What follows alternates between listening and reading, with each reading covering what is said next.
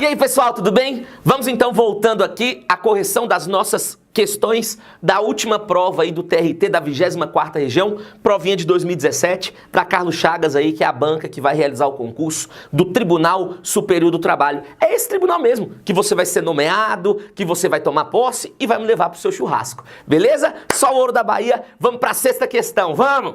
O prefeito da pequena metrópole Y está com dúvidas a respeito da competência para estabelecer e implantar política de educação para a segurança do trânsito. Assim, consultando a Constituição Federal, verificou que se trata de competência. Olha aqui, essa parte de competência, toma cuidado. Observem aqui. Pessoal, essa parte de repartição de competências,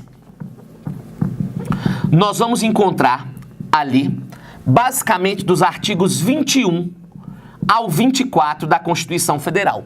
E aconselho também você analisar o artigo 29 da Constituição, onde ele fala ali sobre as competências dos municípios. Beleza? Não cai com tanta frequência. Agora, esses aqui, eles são muito cobrados. Lembra que eu falei no vídeo anterior das competências do judiciário e das competências aí da organização do Estado. Então, muito cuidado. Só que sempre antes de entrar nesse assunto, primeiro eu gosto de formar uma consciência no meu aluno. Quer ver? Como assim? Dos artigos 21 ao 24, nós temos a repartição de competências. Ok. Agora, nós vamos dividir da seguinte forma. Nos artigos 21 e 23, nós temos ali as competências administrativas, que podem ser chamadas em prova de materiais ou não legislativas. Diferentemente, nos artigos 22 e 24, nós temos ali as competências legislativas, ok? Agora presta atenção. O artigo 21, ele vai pregar uma competência administrativa exclusiva da União. Justamente pelo fato dessas competências elencadas no artigo 21 serem exclusivas, elas acabam sendo então indelegáveis para os demais entes federativos. Ou seja, todas as competências arroladas no artigo 21 só podem ser executadas pela União. Diferentemente, no artigo 23, nós temos ali as competências administrativas comuns, ou alguns chamam de conjugada ou paralela, que é aquela onde todos participam. União, estados, DF e municípios. Agora, nos artigos 22 e 24, nós temos ali as competências legislativas. Meu amigo, o artigo 22 e o 24, eles não caem em prova. Eles despencam em prova. No artigo 22, nós temos uma competência legislativa privativa da União. E no artigo 24, nós temos uma competência legislativa concorrente, onde vão participar ali União, Estados e Distrito Federal. Não esqueçam, os municípios não participam do artigo 24, beleza? Eles não participam da competência concorrente, mas eles não ficaram de todos ali prejudicados, porque de acordo com o artigo 30, inciso 2º, o município ele pode suplementar tanto a lei federal quanto a lei estadual no que lhe couber. E não esqueçam que, diferente das competências exclusivas que são indelegáveis, as competências privativas da União, elas podem ser delegadas por meio de uma lei complementar, de acordo com o parágrafo único do artigo 22, ok? Então, a repartição de competências, ela é dividida dessa forma hoje pela Constituição Federal. E vamos analisar a questão. A questão, ela falava sobre política de educação para a segurança do trânsito. Pessoal, a linha que separa, às vezes, uma competência da outra é muito tênue. Por isso que você tem que tomar muito cuidado. Presta atenção. Cuidado para não confundir política de educação para a segurança do trânsito, que está previsto lá no artigo 23, inciso 12, salvo engano, com o trânsito e transporte, que está previsto no artigo 22, inciso 11. Beleza? Presta atenção. Política de educação para a segurança do trânsito é uma competência administrativa comum. Diferentemente, é o trânsito e transporte, que é uma matéria legislativa, prevista ali no artigo 22, então privativa da União. Por exemplo, eu chego e pergunto assim, gente, quem tem competência para obrigar a instalação de cinto de segurança? Peraí, para você obrigar alguém a usar o cinto de segurança, depende de uma lei. Afinal, de acordo com o artigo 5º, inciso 2º, ninguém será obrigado a fazer ou deixar de fazer alguma coisa, senão em virtude de lei. Então, obrigar a colocar o cinto de segurança depende de lei. Então, isso aí entra dentro do trânsito e transporte. Seria uma competência legislativa privativa da União. Diferentemente, é a política de educação para a segurança do trânsito. Essa, por sua vez, é uma competência comum prevista no artigo 23. Então, vamos analisar a questão 6? Então, consultando ele a Constituição, ele percebeu que a competência é o quê? Concorrente entre União, Estados, DF e municípios? Não. E lembrando que município não participa de competência concorrente. B. Privativa da União? Não. Se fosse trânsito e transporte, tudo bem. C. Comum da União, dos Estados, do DF e dos municípios. Perfeito. Artigo 23, inciso 12 da Constituição. D. Privativa de cada município? Não. É privativa dos Estados e do DF? Não. Então, de fato, aí, na questão 6, a única correta é a letra C. Mais uma vez eu reitero, muito cuidado com as competências do judiciário e as competências da repartição de competências. Ok? Beleza? Estou preparando um curso aí online para o TST e nele eu vou ensinar vários mnemônicos para você aprender essas competências concorrentes, privativas, competências do Supremo Tribunal Federal. Você vai ver, vai ser uma parada só o ouro da Bahia. Vamos para a 7ª questão. Considere os seguintes atos do presidente da República praticados contra: 1. Existência da União. 2. Cumprimento das leis e das decisões judiciais. 3. A probidade na administração. E 4. O exercício dos direitos políticos, individuais e sociais. De acordo com a Constituição Federal, são crimes de responsabilidade os atos do presidente da República indicados em... Opa! Quem assiste aí, eu tô entrando nessa onda do online agora, né? São 10 anos de sala, mas sempre gostei do presencial. Essa questão de ter só eu aqui, uma câmera e tal, a pessoa me filmando ali, é algo muito novo ainda para quem vive 10 anos aí em sala. Mas eu tenho certeza que você já foi meu aluno, eu já falei para vocês que se tem um rol que eu faço questão que o meu aluno anote no caderno, é o do artigo 85, onde ele fala ali sobre os atos do presidente que acabam sendo considerados crimes de responsabilidade. E aí, vimos recentemente o impeachment de Dilma, então essa questão, obviamente, ela fica cada vez mais em evidência. Então, quando você pega o artigo 85 da Constituição, ele fala o seguinte: considera-se crime de responsabilidade do presidente da República os atos que atentem contra a Constituição, especialmente a existência da União, o livre exercício do Legislativo, do Judiciário, do Ministério Público, a segurança interna do país, direitos políticos individuais e sociais, a probidade na administração, as leis orçamentárias e o cumprimento de lei ou ordem judicial. Então, esses são os atos do presidente da República que são considerados aí crime de responsabilidade, ok? Para a prova da Carlos Chagas, o que é o precioso? Você tentar memorizar esse rol. Agora, pensando um pouquinho além, em uma prova um pouco mais doutrinária ou jurisprudencial, não esqueça um detalhe. O artigo 85, então, que trata sobre essas competências, sobre esses atos do presidente que são considerados crime de responsabilidade, esse artigo 85, o STF, ele já falou que é um rol meramente exemplificativo. Ou seja, nós podemos ter outras condutas do presidente que possam configurar crime de responsabilidade. Todavia, esse rol ele só pode ser ampliado pela União, por intermédio, no caso ali, do Congresso Nacional. Isso acabou sendo transformado recentemente aí, já tem um tempinho, mas o tempo passa tão rápido, na súmula vinculante 46, onde ele fala que legislar sobre crime de responsabilidade e sobre o seu trâmite, seu processo, julgamento, é uma competência legislativa privativa da União. Então, pensando em uma prova um pouco mais jurisprudencial, não deixem aí de observar a súmula vinculante número 46, beleza? Lembrando também que o crime de responsabilidade, o presidente responde perante o Senado, né? Então ele vai ser julgado no Senado, após autorização por 2/3 da Câmara dos Deputados, onde quem vai presidir essa sessão do Senado é o presidente do Supremo, e para que então você possa condená-lo, nós vamos exigir 2/3 dos membros do Senado.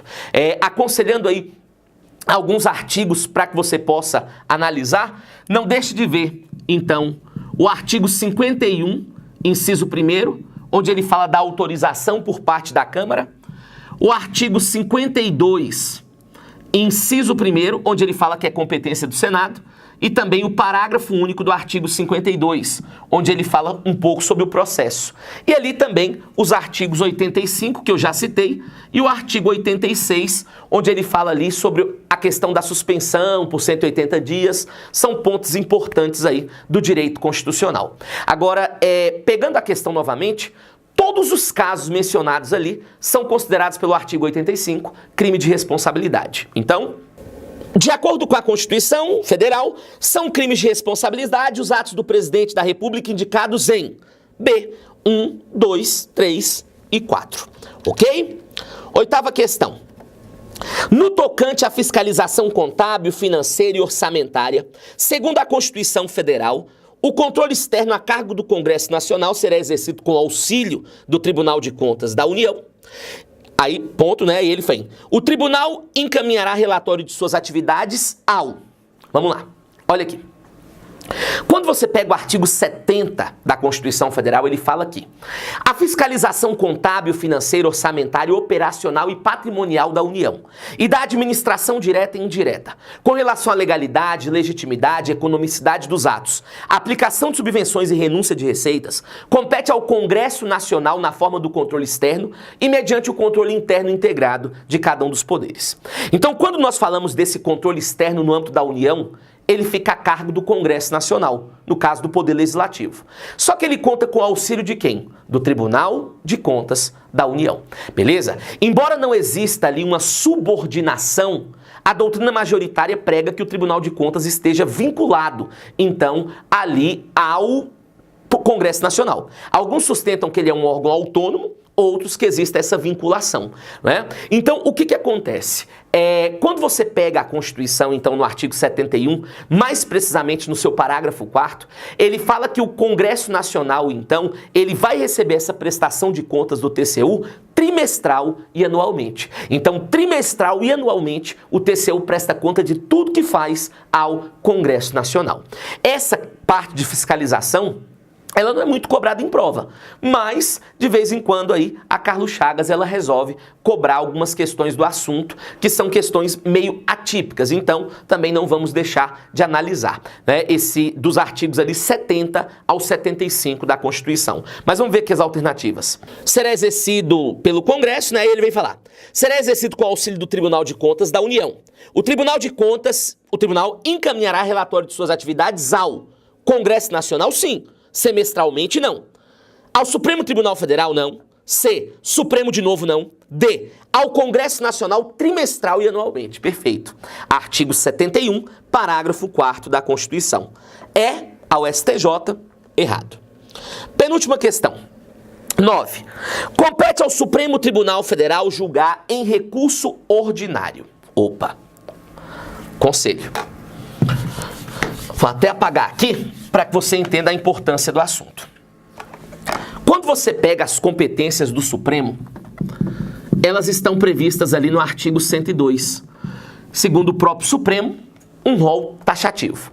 Só que as competências do Supremo, elas são divididas em competências originárias, que são aquelas que nascem no próprio STF, e você tem as competências recursais, que são aquelas competências que serão julgadas pelo Supremo, mas por meio de recurso. Algum tribunal já julgou a questão anteriormente e ali o Supremo está julgando em grau de recurso. Então, os tribunais eles têm competências originárias e recursais.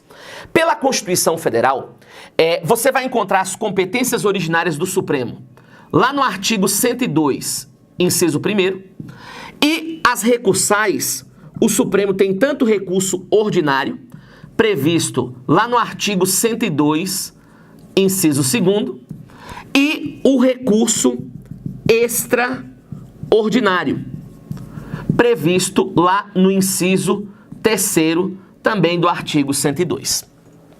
A questão fala sobre recurso ordinário. E eu sempre falo para o meu aluno o seguinte: é muito fácil quando ele cobra recurso ordinário. Afinal, o Supremo, de acordo com o artigo 102, ele só tem 2 recursos ordinários. Quais são? Julgar o habeas corpus, habeas data, mandado de segurança, mandado de junção, decididos em única instância por tribunais superiores, se denegatória a decisão, e o crime político. Só. Lembrando que crime político é julgado na primeira instância lá pelo juiz federal e já cabe recurso ordinário direto para o STF. Beleza? Agora, a questão falava de recurso ordinário. Só que eu peço que você tome cuidado com o recurso extraordinário. Principalmente para você não confundir o recurso extraordinário, que é julgado no STF, onde você tem ali 4 casos no inciso 3º, com o recurso especial, que é julgado no STJ. A linha que separa às vezes um do outro é uma linha muito tênue, quer ver? São casos de recurso extraordinário no STF. Contrariar dispositivo da Constituição Federal. Julgar inconstitucional tratado ou lei federal. Para aqui. Se for julgar inconstitucional tratado ou lei federal, recurso extraordinário. Agora, se for contrariar tratado ou lei federal ou negar-lhes vigência, já é recurso especial. Outro caso, julgar válida lei local contestada em face de lei federal. Lei local contestada em face de lei federal, recurso extraordinário. Agora, se eu troco o lei local e coloco ato de governo local contestado em face de lei federal, já é recurso especial. Perceberam? A diferença que separa um do outro é muito pequena. E ele não vai lhe perguntar uma situação hipotética, não. Infelizmente, aqui é você memorizar as competências. Beleza? As competências do Supremo, as do STJ e as da Justiça Federal são muito cobradas em prova. Beleza? Então, vamos analisar aqui? Então, compete ao Supremo Tribunal Federal julgar em recurso ordinário: A. O habeas corpus decidido em única instância pelos tribunais regionais federais, não. Isso aí é recurso ordinário, mas é no STJ. B. O habeas corpus decidido em única instância por tribunais regionais federais, também é STJ, recurso ordinário. C. O crime político. Beleza. Agora olha D. As causas em que forem parte Estado estrangeiro ou organismo internacional de um lado e do outro município. Isso aí é recurso ordinário no STJ. Agora, já estão quase fechando as 10 questões aí? Então eu vou lhe dar um conselho. Esse caso, ele mostra o quanto as competências do judiciário são problemáticas. Quer ver? Se envolver conflito entre Estado estrangeiro ou organismo internacional de um lado e do outro, União, Estados, DF ou territórios, essa questão será julgada de forma originária no STF. Presta atenção. Se envolver conflito entre Estado estrangeiro ou organismo internacional de um lado e do outro, União, Estado, DF, território, questão originária no STF. Vamos ser sinceros. Quando eu falo União, Estado e DF, quem vem na cabeça? Município. Município não está aqui. Está território. Inclusive, hoje nós nem temos territórios. Podem ser criados, sim, de acordo com o artigo 18, parágrafo 2º da Constituição, mas hoje não temos. Agora, se envolver município, cuidado. Se o conflito for entre Estado estrangeiro, mesma coisa de cima, ou organismo internacional de um lado e do outro, município ou pessoa residente ou domiciliada no país, essa questão será julgada de forma originária na Justiça Federal. Mais precisamente, quem julga o caso é um juiz federal. E aqui cabe recurso, só que aqui é um recurso ordinário no STJ. Percebam, um detalhe pode deslocar a competência para 3 órgãos diferentes, beleza? Muito cuidado então. As causas decididas em única instância pelos tribunais dos estados e DF, quando a decisão recorrida contrariar tratado ou lei federal, não, isso aí vai dar recurso especial. Então, de fato, a única correta é a letra C. E a última, De acordo com a Constituição Federal, para os juízes que farão parte da composição dos tribunais regionais do trabalho, a idade. Ó, lembrando, a Constituição não coloca idade para o cara entrar na primeira instância. A única coisa que a Constituição fala da primeira instância está lá no artigo 93, inciso 1º, que é que o ingresso na magistratura far-se-á mediante concurso público de provas e títulos, exigindo-se do bacharel em Direito 3 anos de atividade jurídica. Agora, na segunda instância, que são os tribunais TJ, TRT, TRE, TRF, nos tribunais superiores e no Supremo, ela já coloca idade mínima. Tribunais superiores e STF, idade mínima de 35 anos. Tribunais de segunda instância, idade mínima de 30 anos. Lembrando que ao falar do TRT, nós vamos encontrar isso lá no artigo 115 da Constituição. Mas vamos ver aqui? Ele está falando da idade. É requisito limitador, sim, uma vez que deverão ter mais de 30 e menos de 65 anos. Opa, perfeito, né? De fato é requisito limitador e eles têm que ter mais de 30 e menos de 65. Vamos ver as demais? É requisito limitador, uma vez que deverão ter mais de 35, não, mais de 30. C. É requisito limitador, uma vez que deverão ter mais de 35 e menos de 70 anos, não, 30. D. Não é requisito limitador, já está errado. E. Não é requisito limitador, também já está errado. É limitador sim, porque está previsto no artigo 115 da Constituição. Ok, pessoal? Percebam, geralmente as provas da Carlos Chagas são 10 questões de direito constitucional. Então é uma matéria que você tem que dar atenção. Lembrando que o direito constitucional, ele dá base para o direito do trabalho, para o processo do trabalho, para algumas questões de administrativo e para o próprio regimento. Então, é imprescindível ter uma boa base do direito constitucional. Quem tiver interesse pelo meu curso, eu vou estar divulgando daqui a alguns dias. Muitas questões, quero colocar mais de 200 questões separadas por assunto, com simulado, comentado ao vivo, o pau vai quebrar. Espero que eu tenha de alguma forma auxiliado na sua preparação. O meu objetivo é a sua aprovação. Só o ouro da Bahia. Até a próxima.